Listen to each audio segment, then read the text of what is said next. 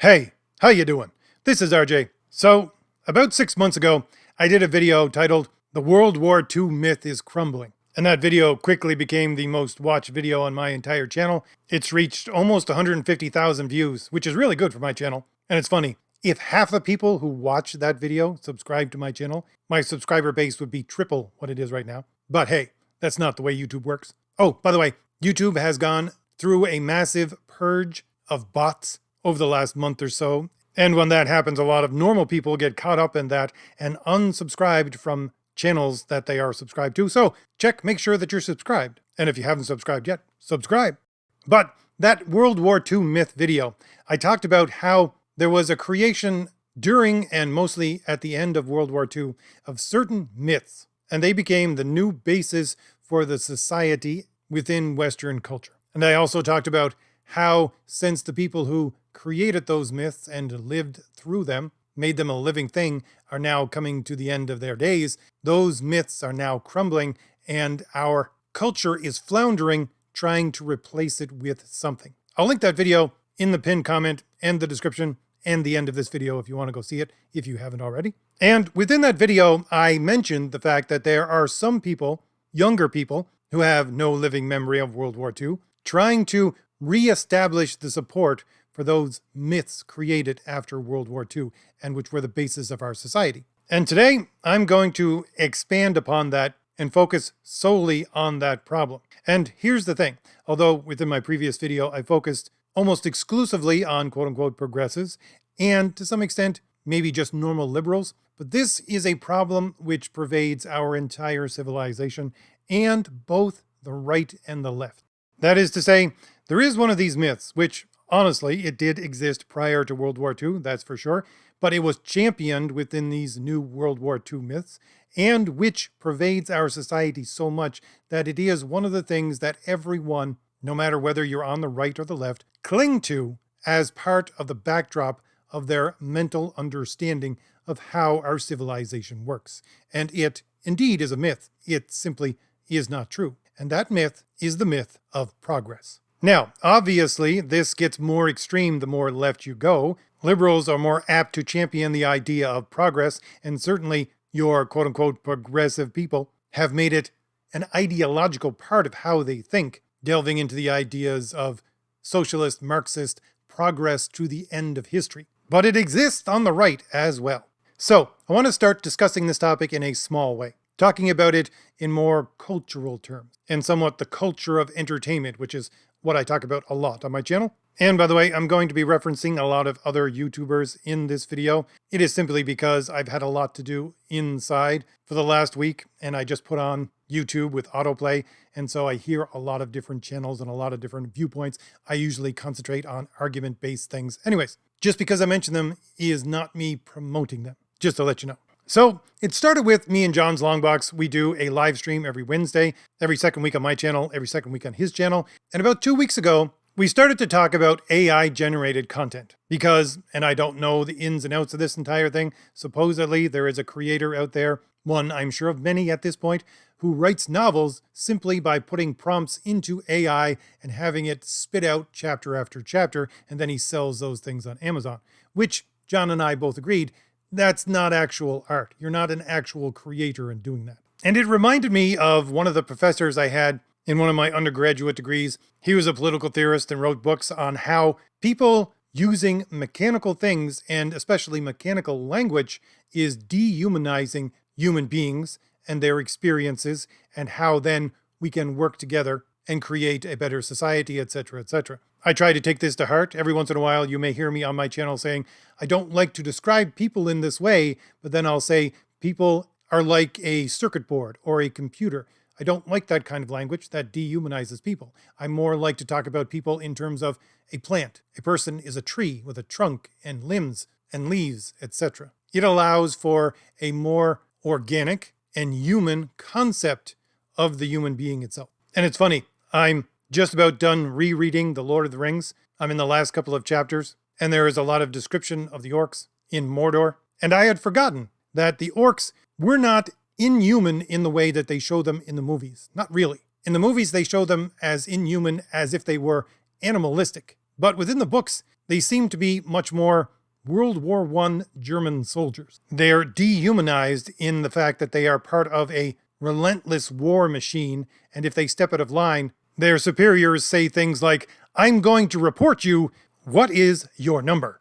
And so it is, I think, with the dehumanization of our culture through the use of artificial intelligence to supposedly create new culture. You're not using your soul in order to generate a new experience or a description of an experience that you've had. You're using a soulless machine to replace your actions, your work, your internal examination of soul. And honestly, I think it is just the hyper extension of, let's say, a movie created by committee. It's the same thing. It's just a hyper committee now, the hyper committee of things that have been posted on the internet. But the thing is that some people see this as progress. And the reason why people see this as progress is because of this myth baked into our society for the last minimum 75 years that progress in a very specific way exists. And to get to the heart of that, I want to talk about a video that I saw,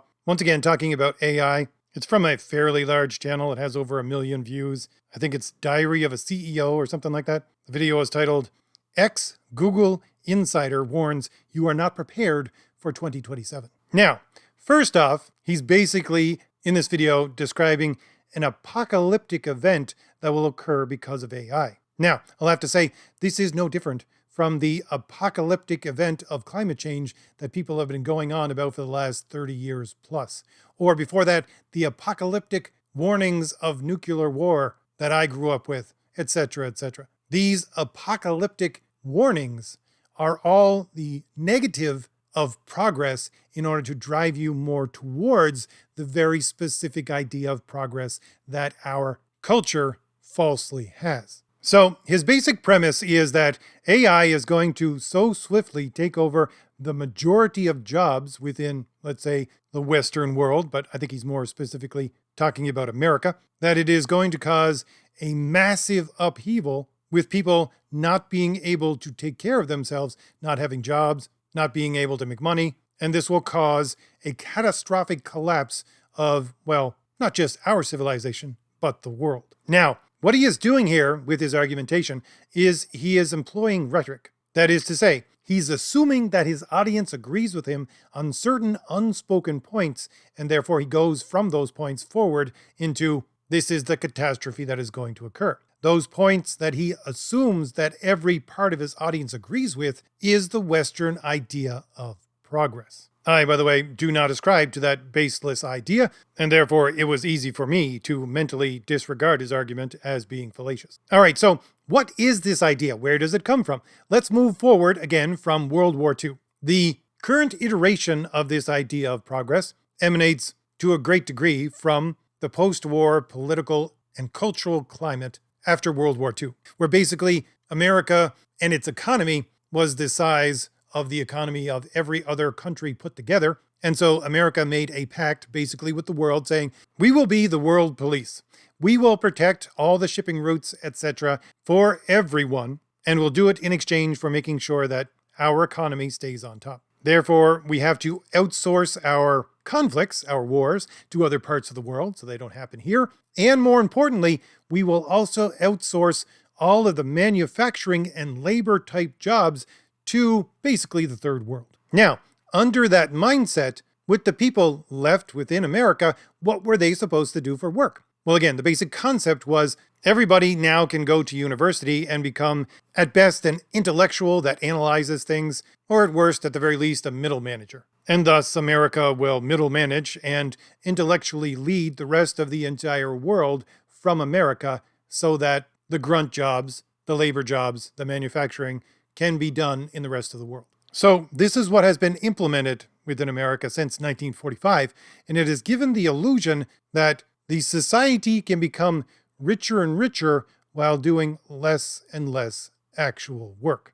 This was supported culturally by the hippies, then becoming the yuppies, then becoming the people who were in control of the government in various forms, and how that kind of mentality that they had was basically to squander the inheritance of Western civilization on let's live in the now. Let's not build for the future. Let's just spend all of our resources now. So you got the hippies just wandering around doing a whole lot of nothing instead of working, becoming yuppies. And then we have the 80s, which was the decade of decadence, followed by the 90s, a decade of excess, of extremes, followed by the 2000s, where things started to go downhill. Therefore, it became the decade of luxury beliefs, wherein something's not going right, I'm a victim, give me something for nothing. And that, of course, led to the cultural war within the 2010s and where we are right now in 2025 with the whole thing collapsing. But again, the point being that these two inter-supporting ideas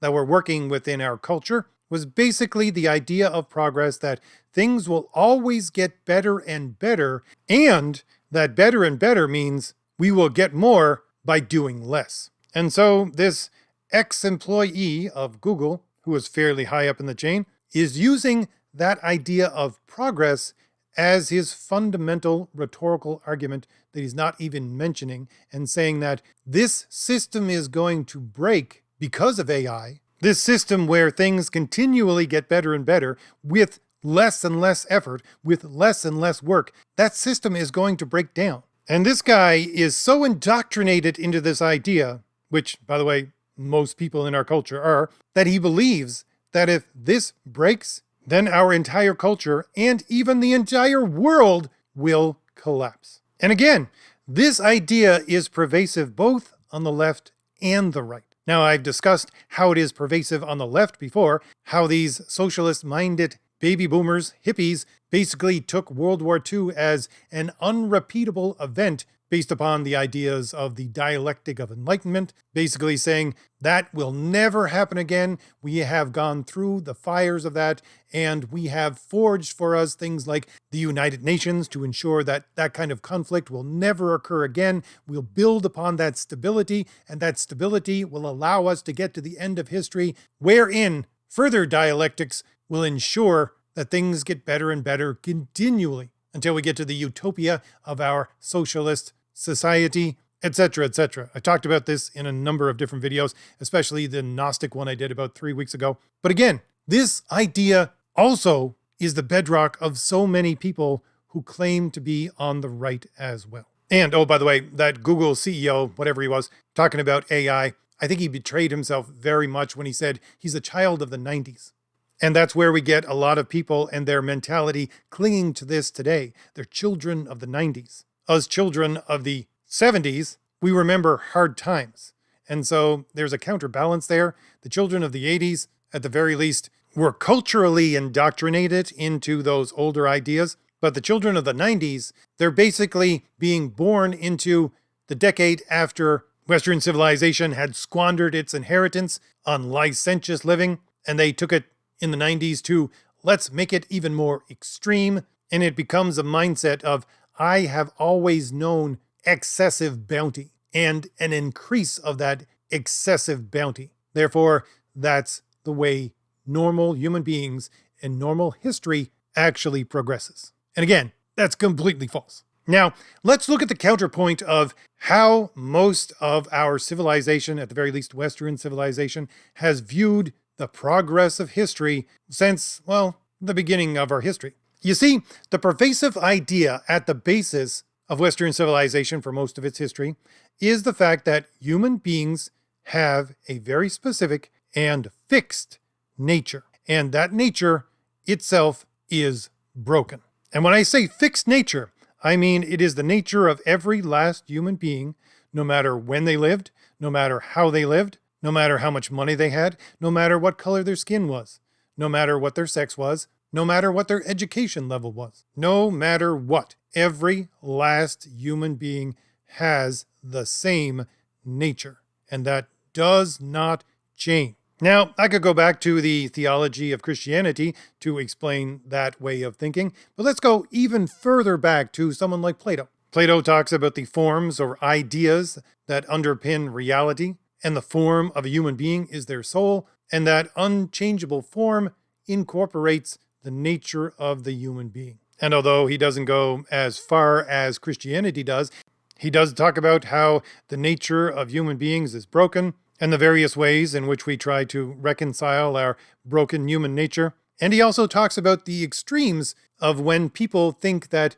they are exempt from having to follow their human nature. And he talks most specifically, I would say, about this when he talks about the greatest evil. He says the greatest evil when someone values themselves and what is theirs above what is true. And how under that kind of mindset, when push comes to shove and you can only defend one thing, you will defend yourself and what is yours above what is true. Because yourself and you and what you possess is the highest good for such a person. But the problem is, what you possess and really who you are apart from your nature are only accidents, that is to say, logical accidents of your true existence. And again, part of that true existence is your human nature. So, under that kind of mentality, which again is the mentality for the majority of Western civilization throughout its history, you have to realize that no matter what happens around you, no matter what you do,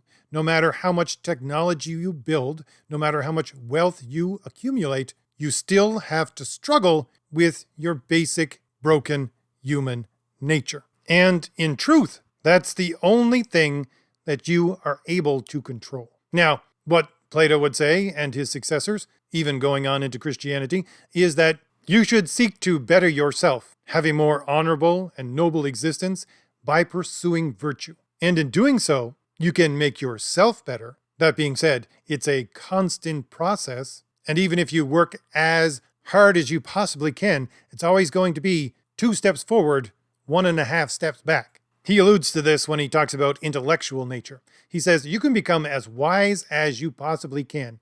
But the thing is, wisdom will always flow away.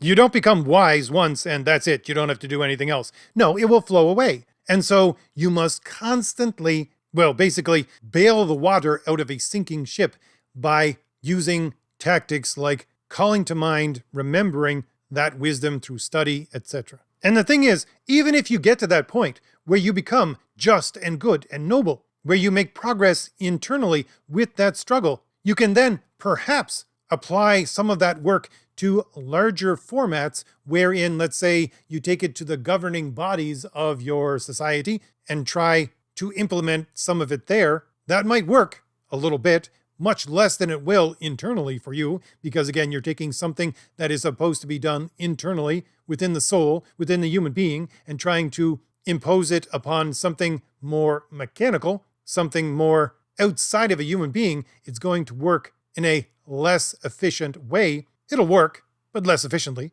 You can do that, but that's not to say that that external work, when you do it on society, is going to cause greater and greater progress. Quite the opposite. Again, the struggle is internal, and it's constant, and it's where the only real progress can be made. To take it and suppose that you can impose it upon a civilization, a culture, a country, is stretching things to its limit. But if you then suppose that that becomes fixed in itself and can never go backwards, well, then you get into the territory of clear falsehood. Now, I want to get into a couple of other smaller examples of how this pervades our entire society.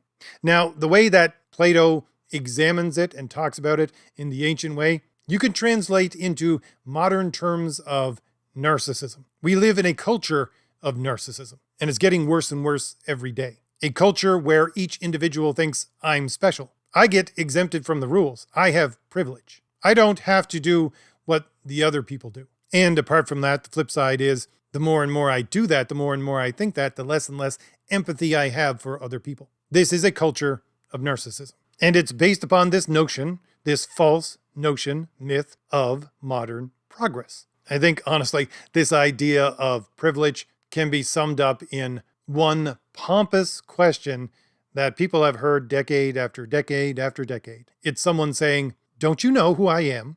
Underlying that question is the idea that I have enough fame or enough money, or in today's terms, enough followers that I myself am exempt from the rules. And underlying that is the idea that being exempt from the rules, I'm exempt from having to do the work that other people do, and especially having become exempt from having to do the internal work that most people do.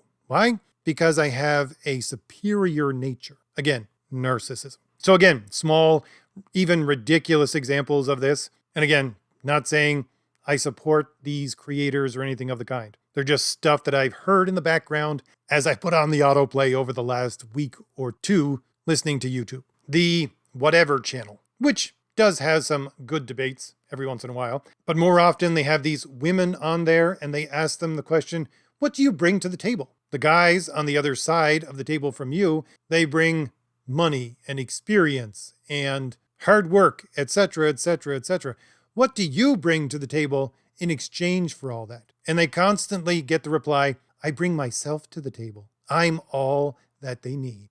Once again, pompous, privileged idea that I am good enough, that I am exempt from having to do all of those other things, because at the heart of it is the idea that as a woman, I have a superior nature to men, that is, not mankind, and therefore I'm exempt from having to do that kind of work. And if pressed on the idea, they would say something like, well, this is the progress that we've gotten to within our society. There was also a debate that I listened to. It's fairly old now. It was Pearl, what's her name? Can't remember her last name, from Pearly Things. She was basically arguing with a feminist. And the argument, came down to the feminist asking Pearl, why do you do this? Why do you argue with people? And Pearl's answer was, I want to be able to understand things better. The feminist said, well, I do this because I want to change the world. And I believe I can do that by bringing these ideas to other people. And just to bring it back to culture for a second, this is something I've heard over and over and over again and covered on my channel, especially with writers and producers of entertainment. Constantly, they talk about, oh, I got into being a writer because I wanted to change the world. Or we're producing this show, let's say Falcon. They specifically said it for that one, because we want to begin this dialogue that will change the world. It is something that pervades the quote-unquote progressive entertainment that you see everywhere around you, which is starting to die out. But the thing is, when I heard this on Pearl's YouTube channel, this little argument, I looked at the screen and this feminist woman, and I thought to myself, what unmitigated gall you actually have. Now, I don't agree with Pearl on everything, that's for sure. But at the very least, when she was asked the question, you see, she said, well, I'm doing this basically to work on myself. I want to understand. I want to understand things better. For me, she's doing internal work on herself. And knowing a little bit about Pearl's background, I can see why she would think that, because of her upbringing, etc. So she is saying, yeah, I am broken inside. I have a broken human nature. She might not think of it in those terms, but that's the basic concept of where she's coming from. And therefore, I examine these arguments and try to apply them to myself to make myself better. This other woman, this feminist, she's coming from the mentality of, I'm good as I am. And honestly, as a feminist, not just I'm good as I am, I'm privileged as I am to be a woman. And therefore, I'm exempt from those older notions of having to work on myself. No, I'm going to work on the world because I can fix the world. So if you want to put it in, let's say, a Christian parable, it would be the one of remove the beam from your own eye before you seek to remove the mote from your brother's eye. Pearl is saying, I have this beam in my own eye. I got to get that out. That's why I do this. The feminist is saying, no, I have nothing in my eye, nothing at all. I'm going to work on removing the motes out of the eyes of the entire world because there's nothing wrong with me. Which is to say, not only am I the result of progress and therefore don't have to do this work anymore, but I can become a means of further progress into the future wherein, once again, we can get more and more by doing less and less work. Because this feminist, whether she knows it or not, is picturing herself as a Western society middle manager, a middle manager of the rest of the world. She doesn't have to do any labor. She can simply have conversations from her privileged position, and it will change the world. Oh, by the way, just want to ensure that everyone knows what I mean by privilege. These quote-unquote progressive people, the reason that they keep on moaning about privilege is not because they want to get rid of privilege. It's because they want to flip things over so that they have more privilege. But anyway, the reason I wanted to go over those smaller examples was to show that we have everyone, from the progressive feminist to the guy working in the tech departments in Silicon Valley to the basic woman on the street, coming to the same conclusion based upon the same understanding that none of them even realize they have, that our society should progress continually. And continually progress means get better and better, give us more and more, while we work less and less. Which is, again, fundamentally opposed to the idea that you have a fixed human nature, it is broken, and the only thing that you should be working on is that. If you have other things that you can do outside of that to share help with other people, go ahead and do so. But that's your primary source of work. It's fundamentally opposed, by the way, to that older idea, because the new idea of progress is that my human nature is not fixed. I can change it. It can be changed. It can become better. At every step in our civilization, we can make our human nature better and better, and it will never slide backwards either. Again, that's the whole dialectic of enlightenment, placing things beyond the barrier of the unrepeatable as you work your way throughout history. But I won't go into that again today. But it is the constant progress of our human nature to become something superior, which is, once again, as Plato would say, the mindset of the greatest evil, as modern psychology would say, makes you a narcissist. But for a second, let's move back to that guy from Google talking about AI. When I was listening to his supposed argument, wherein he's saying that if AI is going to wipe out all of these middle management jobs, because it is, that's what AI is basically going to do, is going to take all of these jobs that don't require labor and just automate them, and therefore they'll all be gone. And he thinks that since that will topple the progress of Western civilization, that means it'll take the entire world down with it. I was thinking to myself, yeah, so what? I don't care. You see, with that quote-unquote progress since World War II, having everyone become, or the majority of people anyways, in Western civilization, in America, become university-educated people who sit on their brains all day doing completely superfluous jobs, wherein person one takes widget from point A to point B, or idea from point A to point B, and then person two takes it back from point B to point A. These are useless jobs, which, yes, they're going to become automated. Yes, they're going to be wiped out with the advance of AI. But I thought to myself, so what? That just means all those people can go back to the fields and pick potatoes or something of the like. You can get them to do actual labor. They'll not starve. They can go and do labor. And by the way, for any of my younger viewers, you want to position yourself for a good future? Learn how to weld. Learn to become an electrician. Maybe second layer down would be become a plumber. Have carpentry skills. Because the future belongs to people who can actually produce physical things. But yeah, that was my mindset. People will say, well, we have machines to do all that farm work now. And I'm looking at the machines from the farm work going, those things are way expensive. Maintenance and use of those things is massively expensive as well. And if you have a gigantic surplus of people who have no more jobs, hey, I'll take a couple of thousand of them, give them enough so that they can feed themselves off the pay they get, and that will be less to use them as farm labor than to actually buy the machines anymore. So yeah, I'm thinking to myself, yeah, sure, I don't care. AI can wipe out all of those jobs. Just take these people and stick them back in the field, usually where they belong. And by the way, if that includes me, so be it. But the point is that this guy talking about AI would never, ever have that thought within his head. Why? Because it's contrary to the fundamental ingrained idea in his brain of modern progress. Because again, this quote-unquote progress of our society is wherein people should get more and more by doing less and less actual work. Wherein what I'm describing, sending all these people back out to the fields so that they can feed themselves, so that they can live, would be a future wherein they would have to do more and more to get less than what they have now. To do actual work simply to survive. And to him, that's the end of the world. And it's the end of the world because you will be hard-pressed, to say the least, if not engaged in a near impossible task to get someone who is fully committed to their narcissism to actually think of others and think that they will have to change themselves, work on themselves, and become a better person.